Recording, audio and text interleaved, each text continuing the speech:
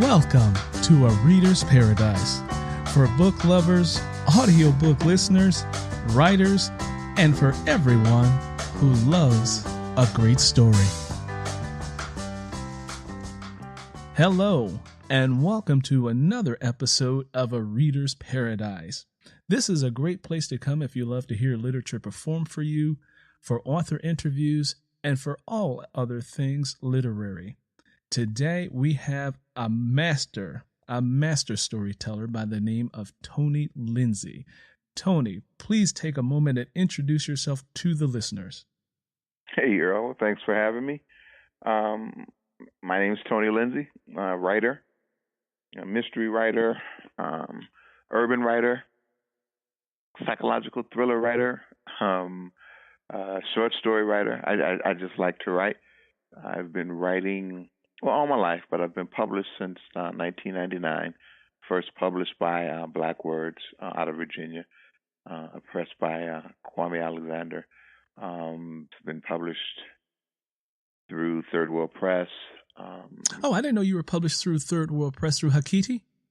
Mm-hmm. Yeah, Haki Matabuti. They published Haki and Bennett Johnson. They published.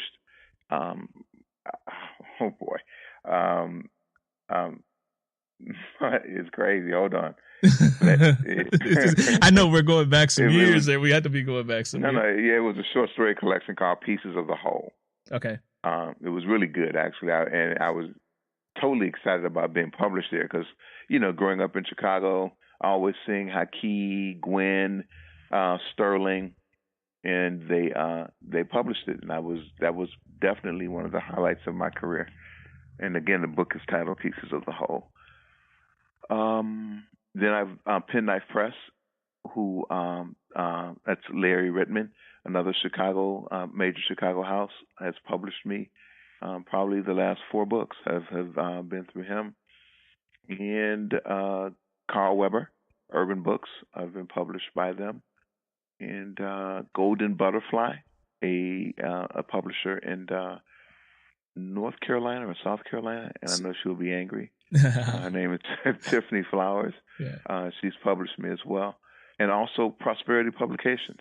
They did a book for me called, they published a Racecraft, Stories of Racecraft, Acorns in the Skillet, Stories of Racecraft in America. I was really excited about that press, too. That was a Fred Williams. I think it's owned by somebody else now, though.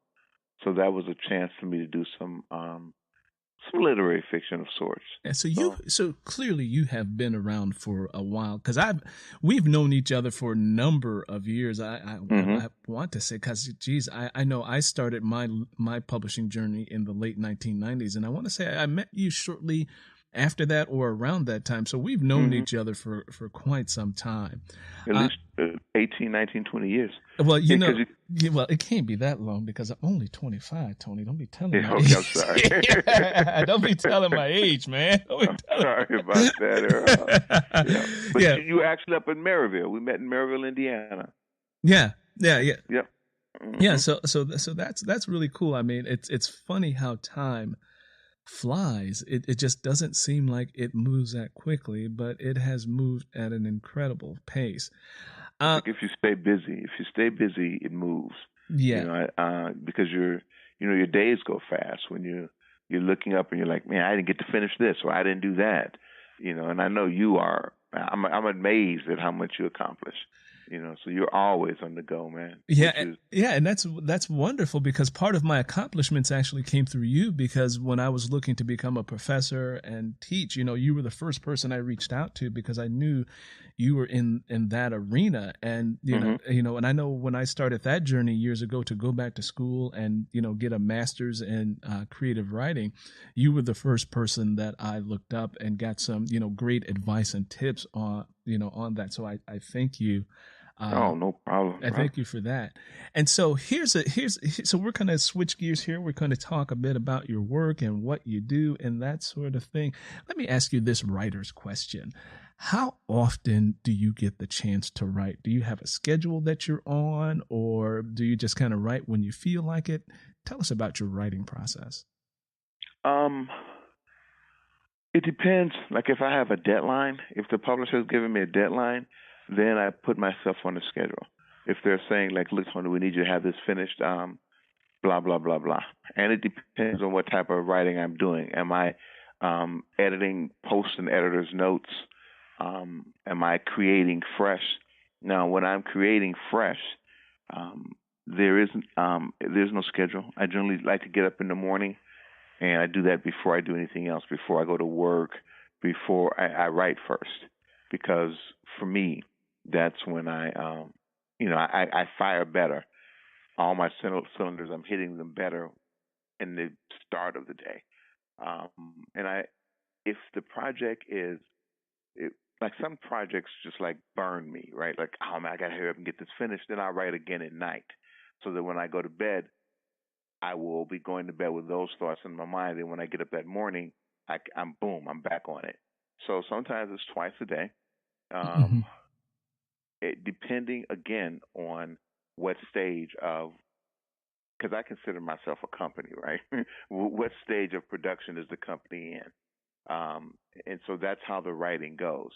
I remember reading Walter Mosley's Write This Book in This Year You Write Your Book. It was an instructional guide that he wrote. Okay. And at one point, I did do that. I made myself write something every day, which was very good to the extent that it gave me a discipline. I think he wrote that book maybe 10 years ago, and it gave me a discipline. And, but now at this point, I don't do that. Well, I do write something every day, but I'm not always working on a specific fiction project. I edit. I do grade papers. So yeah. There's a lot of what I do as writing has changed due to the career. Early in my career, it was all fiction. All I did when I got up and wrote, I'm writing fiction. But that's no longer the case. So I do write every day, as prescribed, but it's not always creative. Okay. So, Tony, let me ask you this question. How many genres have you written in? I've written mystery. I've written street lit. I've written psychological thriller and literary. All prose. I haven't never written any poetry. I've considered it, but, poets are a little bit different, and they look at the world differently, and I don't know if I would be infringing. And I don't know if I quite have that poetic eye. Like a poet can see a cat crossing the street, and to them that could represent a man in society drudging through, This is man searching for meaning or something. Exactly. I don't know if I have that poetic eye, although we do the same in fiction, right? But poets do it line by line, whereas we may take a whole chapter to create a metaphorical image, whereas a poet can do it in 6 words. So I don't know, maybe when I get older, I may try some poetry. I'm not saying I'll never write it, but I have so much respect for them that I would hate to add insult to the genre, to the skill of poetry. With me, it's like that with spoken word artists who can go and they can deliver their work in a particular way, in a particular rhythm. I've seen people perform where they use, they tap their fingers, snap their fingers, thump their bodies. They do all sorts of things to bring those words to life, and it is absolutely incredible and amazing to watch artists. To watch them do that. Let me ask you another question, and this is another writer's question. Now, for me, I often say that writing is a byproduct of my reading, of what I read. And so I'm a voracious reader. I read some of everything. And so I have some favorite books that I just absolutely love. And then I have some writers that I have read their work, and I was like completely blown away and felt like I was in the infancy stage of writing after reading a particular writer's work, where I'm like, oh my God, I have so much work to do to aspire to this writer's level. For example, one of the books that I came across within the last year or so that I just really loved was a book called The Darkest Child by Dolores Phillips. Oh yeah, I read that. Yeah, I just didn't think that book got the recognition that it needed, or the accolades that it needed. That was just an incredible book for me. and one of my favorites. So let me ask you, do you have a favorite book that you've read or a storyline that you've read that you just said, man, that was just a really good book, and that you've recommended it to someone? Oh yeah, tons. But um, The Man That Cried I Am is definitely one. Um, uh, hmm. And I'm gonna get off the phone and then I'm gonna know. But Mark Phillips, a British mystery writer, Hmm. and Snakeskin or one of those. That's the series. Hmm. Um, that one's definitely one. Walter Mosley's. Um, hmm, Was Walter any other was Walter charcoal? Mosley? Go ahead. Go ahead. No, go ahead. Was Walter Mosley an influence on you for your mystery writing? Yes, but yes. The short answer is yes, but an influence and sort of like a um, I when I read Walter's work, I'm always amazed. I'm always impressed.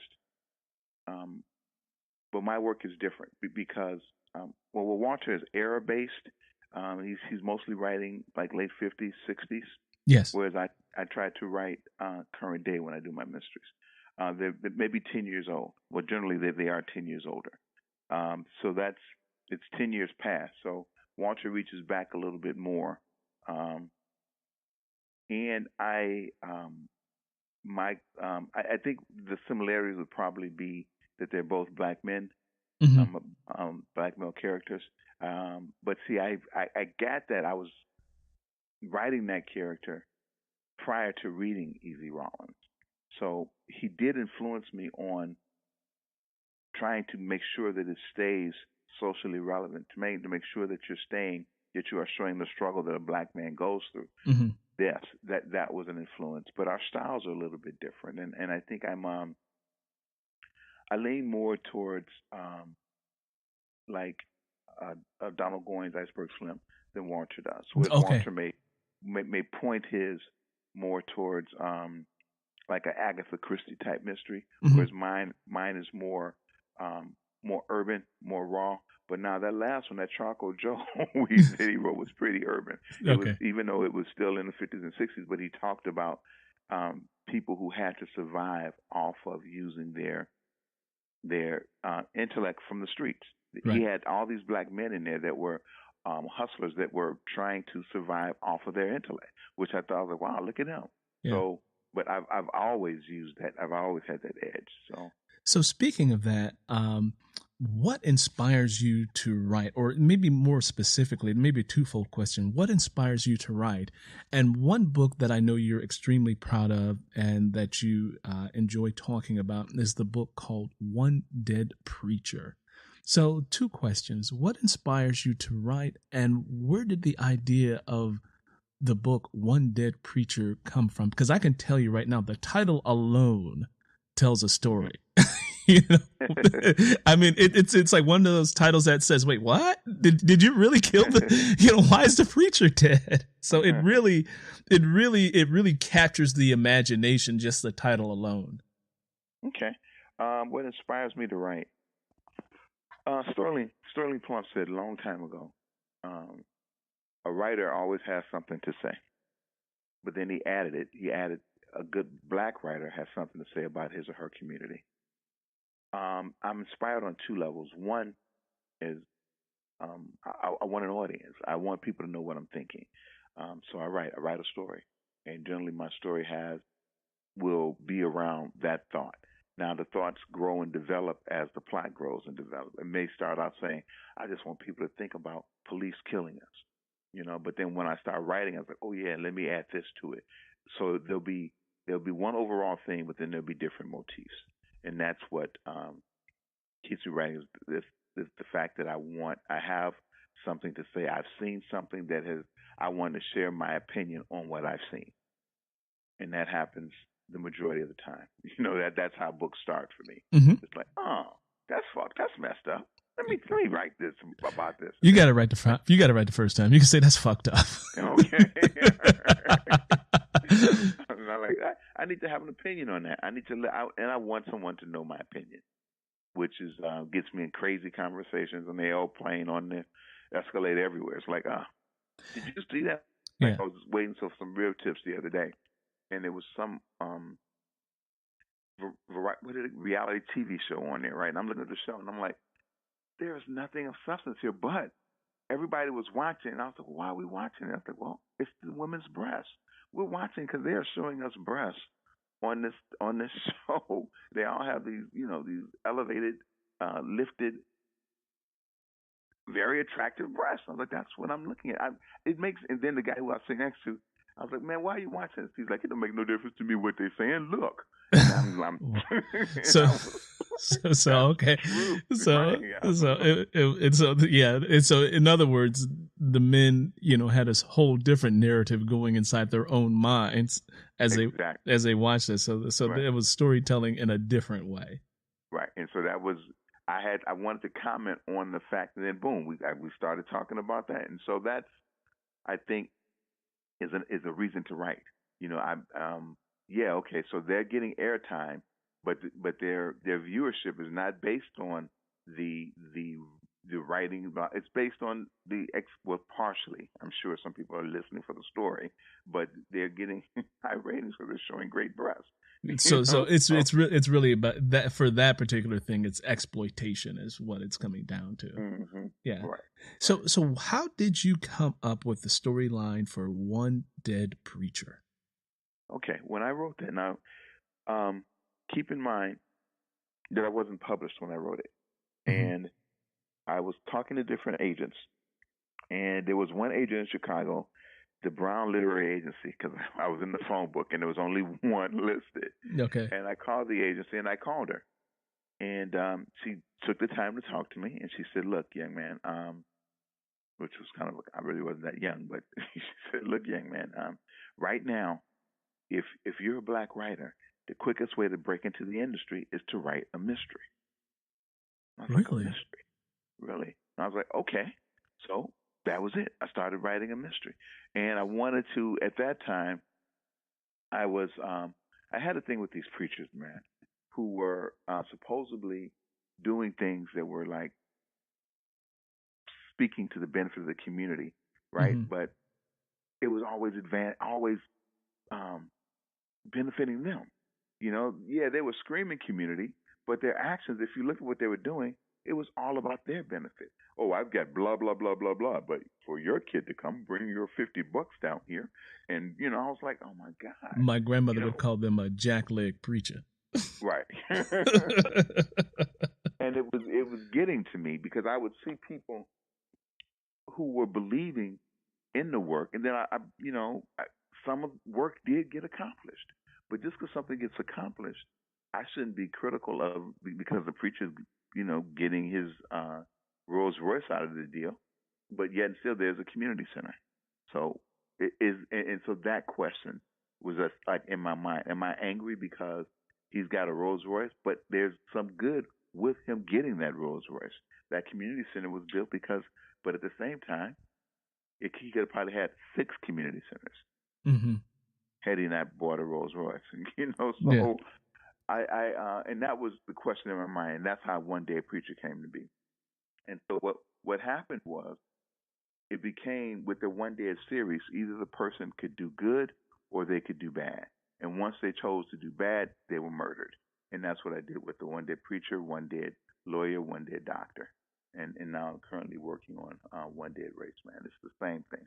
The same premise. The person can be good or bad. They choose to be bad, they get murdered. They get murdered. And with that being said, let us take a moment to hear an excerpt from your novel, One Dead Preacher.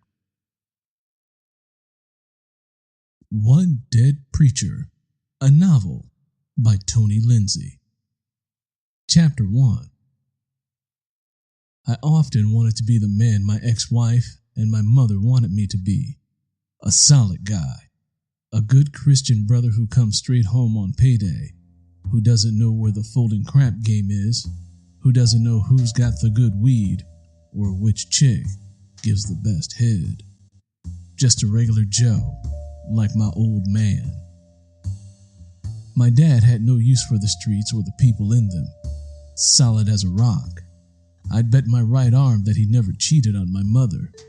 The man got up at 3:45 a.m. Monday through Friday for 30 years. 30 years. I'd pass him in the mornings, me coming in, him going out. He'd ask, "Ain't you tired of them streets yet, boy?" I would tell him no. But if he were to ask me that question now, some 20 years later, my answer would be yes, without a doubt.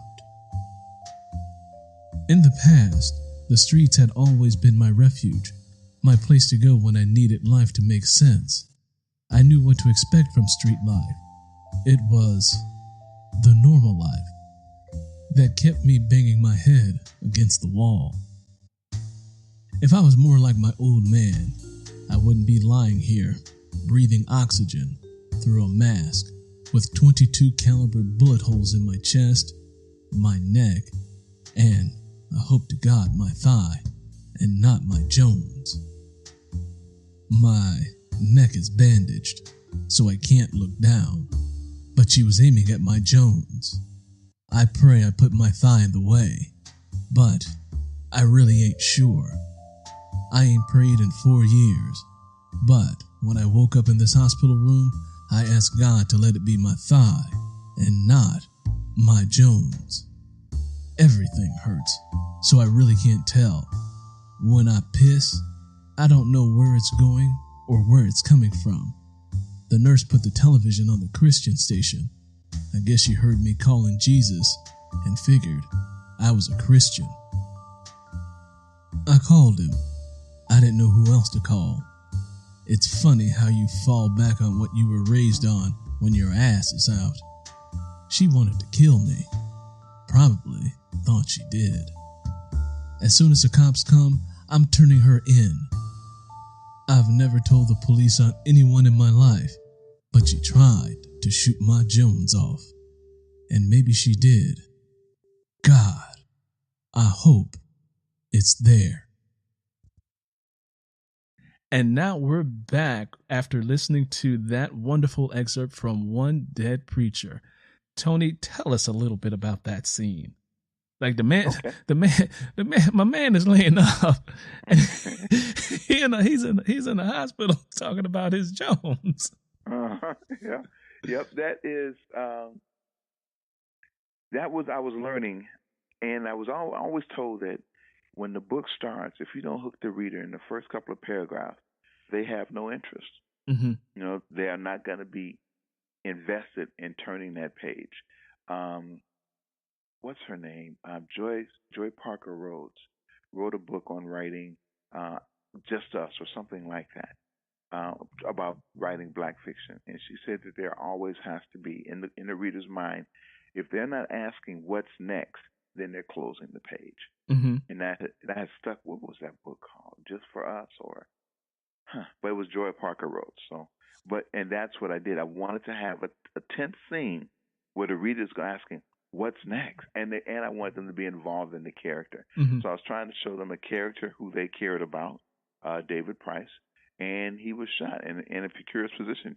So that hopefully when the reader leaves it, they're wondering, was he shot in Jones? Or, what the heck? And why? Well, why on earth would somebody want to shoot him there? Right, because that was my question. I'm like, okay, this had to be an intense crime of passion to aim there, because that was more about shooting a person in the groin. There had to be a whole lot of underlying current. There was about masculinity. I saw, male-female relationship gone very, very wrong, or the thing that I loved and hated at the same time. So I'm going to get rid of it so nobody else can get it. I mean, there were all sorts of questions that, I, as the reader, started running through my mind. I'm like, wait, this is, it was almost, at some point, it was like, okay, this is a bit much. I mean, because, I think this is universal among men. When you start talking about, our private areas, something happening to it, we all sort of cringe. I'm sitting there reading this, crossing my own legs, like, I wouldn't want to be shot there. and I think that's funny. It's like, you can shoot me in the arm, shoot me in the head, but don't shoot me there. Why you want to shoot me there? and it just speaks to how important that is to men. Let me ask you this other question, and this is something that I often struggle with. Have you ever been haunted by a story that just begged you to write it, sort of waking you up in the middle of the night saying, I have to give birth to this thing that's inside of me? Yeah, I got this vampire book I've been writing for about a year, and I stopped because I couldn't justify the amount of time I was putting into it, nor could I find, because I like to know that I've got a market for what I'm working on, because that keeps me motivated and it keeps me writing it, right? I couldn't think of who would publish it, you know? But the story won't go away in my head. It's like, oh, dude, don't forget, I'm over here. Her name is Melody Knight, and she's like, hey, come back, finish this. Yeah. Finish this. I'm, so yeah. And it happens if I feed an idea, right? But the practicality of the business is, can I afford to spend 8, 9 months, a year writing something that I can't sell? And that's something that is the real part of it. Even though, yes, it's artistic, we're all artists, but we have to. Can I spend time doing something merely based on because this wants to be written? And sometimes I end up doing that, and sometimes I'm lucky enough to find a market for it, like with Acorns and a Skillet. I got the idea to put these stories together and do it like that, but I had no market. And I was in Texas, and I was telling Fred about it. And he was like, man, I'll publish that, send it to me. And I wrote it without having a publisher, and boom, it got published. Yeah. That's interesting, because there are so many people out there, as you know, from, since we started writing, the whole publishing business is a completely different game now. It's completely transformed. It is nothing like it was 20, 25 years ago. Right. No big $100,000 advances. Yeah. At least not for black people. It may still be, but I don't know too many black writers that are still getting. Remember that dude Chris Stephen Carter with that $6 million advance? Yes. That was like the last thing I heard that I haven't heard anything that fantastic since. Yeah, he wrote the book The Emperor of Ocean Park, I believe the name was. Exactly. The book about chess. Well, that wasn't about chess, but that was they were playing chess. It was an espionage political thriller, but it was good. Yeah. It was a good book, and he got. But I also found. Well, go ahead. No, go ahead. Yeah, I'm not sure if he ever had a follow up to that, or if it was. I'm not sure if it did as well. $6 million. They probably still spending the money. I don't know though. I don't know. Yeah, I don't know. I do remember that book, and I do remember reading about that sort of advance. And it's funny because I was talking to my agent recently, like within the last week, and my agent was also mentioning that overall, her, New York Times authors just aren't generating the resources from their work as they once did. And it's because of the way the market has shifted, the way that people experience literature now has changed. It's not only just through a printed book or even books on tape now. It's things like this, podcasts, and people going on YouTube. And there's so many other ways for people to enjoy a good story. And, right. We as creators, have to adapt to these changing times. So with that being said, let me ask you another quick question for a younger writer or person who may just be getting into this business. What would you tell an aspiring person? Because you're a teacher like I am, and I'm quite sure you have had students in your class that say, hey, I have a book in me, but I want to write it. What advice have you given to a young new person entering this creative field? Well, what I try to do is when they ask me that, I try to determine, are they writers or are they people looking for a career? Some people write because it looks like a job opportunity. Mm-hmm. They're not necessarily writers, right? Mm-hmm. And so if I could determine that, if from the conversation, I don't see that um, that literary stamp of sorts. Yeah, because If I don't, writing is not an easy thing. It's an alone event. You spend a right, lot of hours by right, yourself. right. It's not a. What do I tell people? This is a solitary practice. This ain't a. This ain't a. There's. It becomes a group thing after you've already completed it. Hmm. But ain't nobody gonna be sitting here with you. This is. It's solitary. It's a solitary profession. It's not. Yes, you eventually you get an editor, and if you're lucky, you may get a developmental editor. Um, then you get a copy editor, then that could happen depending on the process you're in. But if you, it's like writing a song or a novel, anything else. This is not something that it's a group of. There have been collaborative efforts. People do get together and write a book together. I don't know if I could do that because when I was a child, I was told he doesn't play well with others. So I'm still sort of like that. I don't play well with others. So when I'm writing, it's mine. I'm not into this to share my art with you. So if I kind of pick that up from the person who asked me the question, then I will direct them towards yes. Well, writing it can become, but it takes a lot of dedication. But if I feel as though they're asking this as a form of a another career, I'll suggest that they screenwrite while they're writing. Right. I bet it's more lucrative to write a screenplay than it would be a novel. Why don't you take some screenwriting courses? So there are all types of online courses now, books that could help along that task. Um, I guess right now you really have to want to be a novelist Yeah. because there's so many other ways to go. You Yeah. could write a Netflix script. You could write a Hulu script. You could write a Prime Video, Amazon Prime script. So to really want to write a novel, you got to kind of really sort of be a novelist. Yeah. You got to kind of have that stamp. Yeah, and You gotta, you have to have the drive to do right, it. You really have to have the stamina to sit right. down and craft a book. So if you want to just get rich, there's This is the easier wrong ways. business. Right, right. This is There's really easier. this is really a business of passion. It's not where you get Right, rich. right, J.K. Rowling, that's an anomaly. right, And I right, even right, still right, see people like James Patterson still hustling out there like he's a newbie. right. With books. Well, Tony, well, I have to say, I have to thank you for your time. Tell us where we can get your books, where we can find you, and those sorts of things. Okay, well, you can go to Amazon, put in Tony Lindsay, writer, because there's a Tony Lindsay singer, and so be sure you You get mean the you writer. don't sing? You don't sing? No, no, I don't.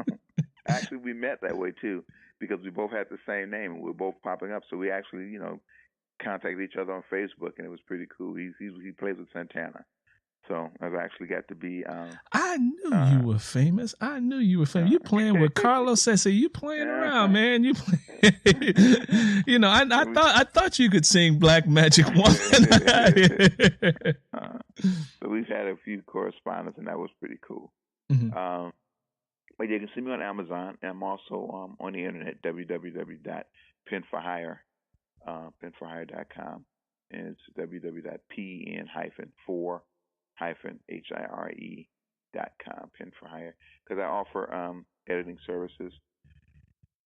So I do a lot with that. I'm always, it's all about the craft, and just Amazon, and I'm on Facebook too. Okay, so people can find you, Tony. You're under Tony Lindsay, not Right. Anthony Lindsay, where people Right. can really find you and follow your work. And one other question for you, Tony. I know we talked a little bit about One Dead Preacher. Is that book still available? Oh yeah. Actually, in November, the 20th anniversary issue, October, November, the 20th anniversary issue is going to come out. So I'm pretty excited about that.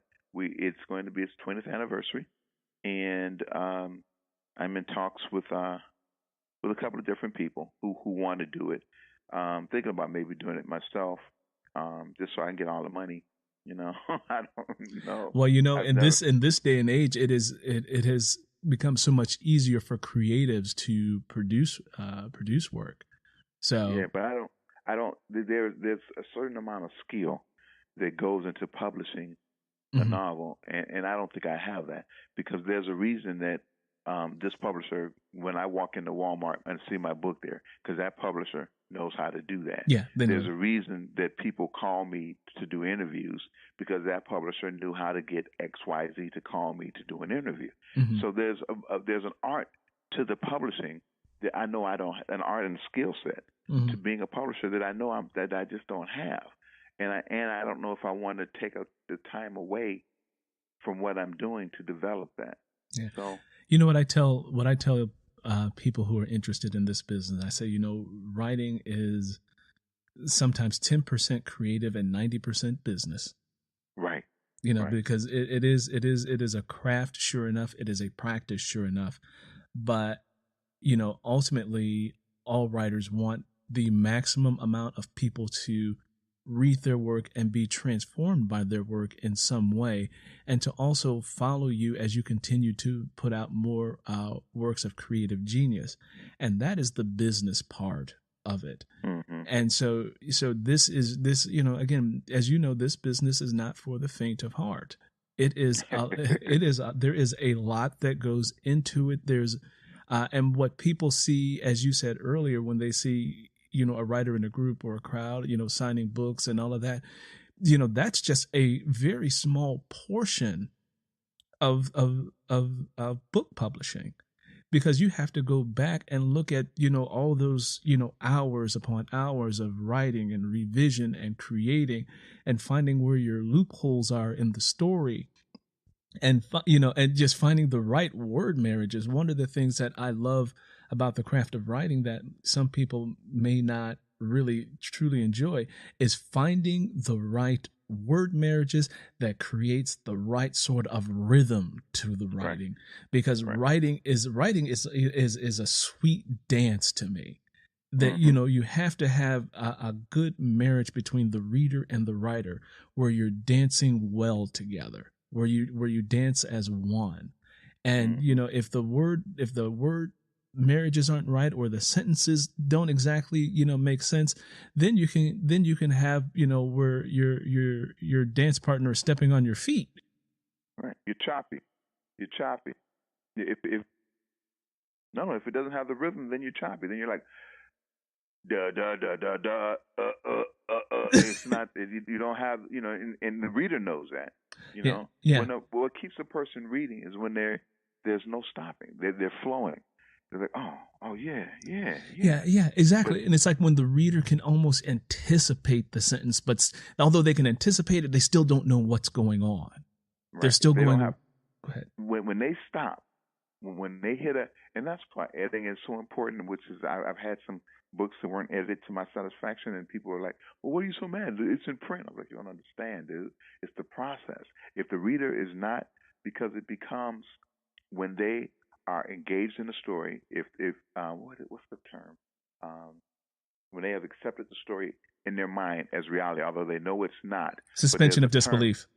Suspension of disbelief, exactly. So when that is interrupted, when that occurs, when your belief in the reality of this story is no longer there, I've lost that reader, and that's what a poor edit will do.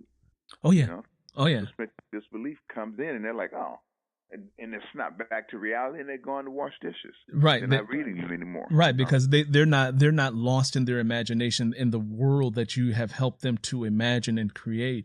And yeah, if they have interruptions in the word flow, or bad editing or poor editing, yeah, that the eye is just interrupted with that, and then all of a sudden you hear, when a reader sees an error on a page, then a whole nother narrative starts. Right. And it pulls the reader away from the story. It's like snapping someone out of a dream, or jolting someone awake suddenly, and all of a sudden there's a whole nother narrative going on. It's like, oh, this book isn't edited right, or whatever. And you're done. And you're done. You're done as a writer. They're like, oh no, I remember that Tony Lindsay book, and I'm like, damn, that wasn't my fault. Because maybe it was, because maybe I should have not trusted that editor to that extent. Yeah. Because as a writer, we see what we think we've written. Yes. And, yeah. And that's when the editor is supposed to come in and, no, dude, you put here instead of ah. Yeah, So, yeah, and that's a trick of the brain, and that's a tip that I give young writers all the time. You cannot edit your own work right, because of just what you said. You only see what you think you wrote and right. not what's actually there. That's why I give And, people tips. Have someone read it back to you. Have the computer read it to you aloud. Does it make or read it yourself aloud. You read it to yourself aloud, read it backwards, read it out of sequence, do all these kinds of things to trick the mind to focus on exactly what is there. And that's part of the skill, that's part of the craft of writing, that's part of the back room stuff where people don't like to really go and do the work, because editing a book, I mean, it takes a long time, because you can send it off to an editor, then you got to make sure the edits that they made are still consistent with your story. Right. Because a lot of editors like to overstep that. Yeah. I remember Faulkner. I got this quote from someone else. Well, Faulkner would tell editors, "Keep the sound of my language," and he meant that shit. And that's what I did. I have to do a lot with, because if you write in an urban genre, right? Mm-hmm. Everybody doesn't understand. It's more to it than just dropping the G's. Mm-hmm. All right, I dropped the G's for a reason. Yeah. So, but I don't know, man. And there's a lyricness to fiction, and that's what a lot of people don't understand. Yeah, the dialect. Right. You're speaking to the dialect aspect of it. It's like when I read Zora Neale Hurston's "Their Eyes Were Watching God," she was a master at doing that with the story, where she had these people who were uneducated or undereducated, who were not the type that were going to be speaking the King's English in its correct form, because they didn't learn it that way. So you know what? I just thought about this book too. It's called A Drop of Patience. Mm-hmm. Let me see if I could bring it up. When you asked me about a book that I would recommend, I've always wanted to recommend this book to people and never did it. And I don't know if this brother wrote another book, A Drop of Patience.